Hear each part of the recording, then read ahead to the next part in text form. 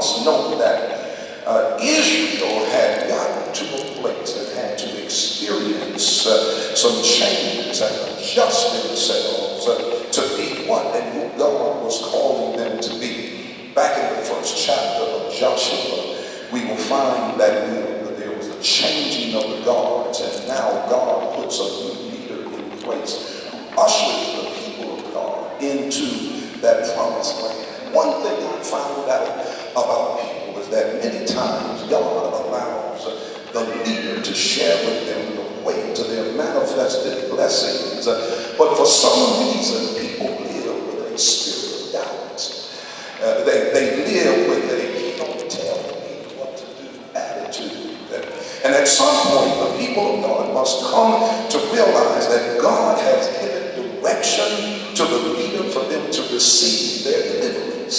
And I'm here to share with you, my brothers and sisters, that God has made available to you a way to become the recipient of what he has promised you for years. However, you must be willing to hear what your leader speaks into your life. My brothers and sisters, this is not the season for naysayers. This is not the season for "I'll get back to y'all later." This is not the season to be sitting on the sidelines thinking that God is going to deliver your blessing into your laps regardless of how you live. But this is the season where you need to be sure that you're doing everything that God needs for you to do in order to get where he wants you to be. And I don't let anybody, my brothers and sisters, make you miss this ship. Don't let any situation cause you to miss God. Don't let the state of your mind cause you to miss where God is about to take you. Why don't you ask your neighbor, are you ready for this? A lot of times we have not received what God has promised simply because we are waiting around for somebody to deliver it to our doorsteps. But back in the first chapter of Joshua, God tells Joshua to possess the promise.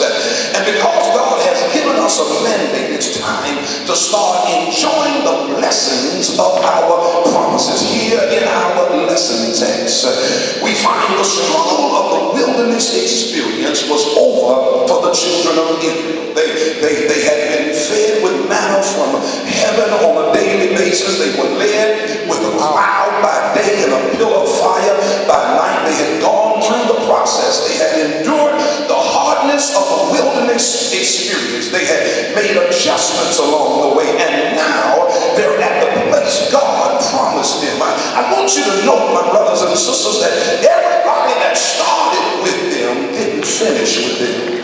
And you got to understand that there are some people who are in your life for a season. They can't go with you into your destiny. They can only go to a certain part, and then you've got to let them go. I noticed a few months ago on watching the television that there was a rocket taking off from Cape Canaveral. And I watched how that rocket began to go up into the air. And when it got to a certain point, I noticed that something fell off. And I found out what it was, is that it was a rocket booster. The rocket booster is not designed to go into orbit. It's only designed to go to a certain level, and then it must drop off. There are some people in your life that are not designed to go with you into your destiny. So I came by to tell you today that when you reach that certain point, either you can cause them to fall off or cut them off. You ain't gonna go with me today. And so my brothers and sisters, the children of Israel had endured the pain of a separation, but now they had reached the land of Canaan. Now it was time for them to enjoy the blessings of the land. It was at that particular year that they were no longer fed with manna, but they started eating the fruit of the promise. And all I want to know from you is that since you into this promised season, what are you going to do? Are you going to sit around and wait on somebody to feed you, or are you going to start enjoying the fruits of your promise? Yes, it is time for us to start walking into our promises and stop waiting around for God to sent an angel to deliver it to our doorsteps. It's imperative that we understand that there are some things we must do to obtain what God has promised us. The boundaries of the promise were given, but the knowledge of the boundary were assigned by God, and it seemed like that was not enough for the people of God. Even God had defined the boundaries very accurately. A condition was attached to their possession. The Lord said to Joshua that every place that the sole of your feet shall tread upon, he said, that I have given unto you. So in order for them to obtain what God had promised them, they had to go there and step on it. What are you saying, brother preacher? You've got to be active to receive this blessing. This is not a time for passivity.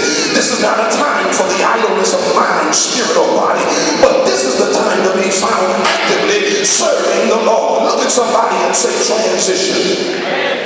My brothers and sisters, now that we are at this point in our lives, we are at liberty to enjoy the blessings of promise. We are at liberty to see where God has brought us. And I don't know about you, but I've been trying to get to this place for a long time. And because it took us so long to get here, I don't know about you, but I ain't going to let nobody stop me from enjoying what God has promised me. Yes, Israel had to overcome some obstacles just like you and I. I don't know about you, but I had to deal with some heartaches and setbacks and breakdowns. I've had to deal with some liars and schemers and plain old lowlights. I've had to deal with some folk who were supposed to be saved but acted like demons. But I've come to put the devil on notice that he should have stopped me before I got to this place. He never should have let me get to this point in my life. He should have tangled my tongue. He should have crossed up my feet before I got this far, because it's too late, it's too late, it's too late. I'm too close, I'm too determined, I'm too ready to have what God promised me, because all of God's promises are yea and amen. My brothers and sisters, I come to share with you today that God has promised you some unique blessings, but it's time to stop talking about what he promised you and start stepping on your promises. Ask your neighbor, are you ready to possess it? Are you ready to possess it? It's time to stop talking about who's blocking you or who's standing in the way. For the Bible said, there shall not any man be able to stand before thee all the days of thy life. I come to share with you today that it's all in your mindset.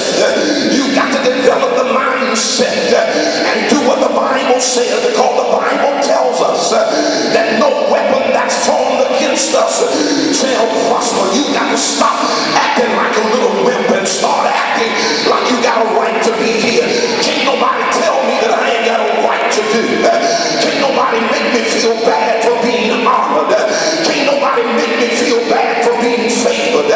But God has brought me to this point. Look at somebody and say, work on your mind, because I know that there are some people that are against you, but if God is for you, you don't have to worry about who's against you. For I heard the 41st chapter of Isaiah and the 10th verse say that, don't be afraid, because I am with you.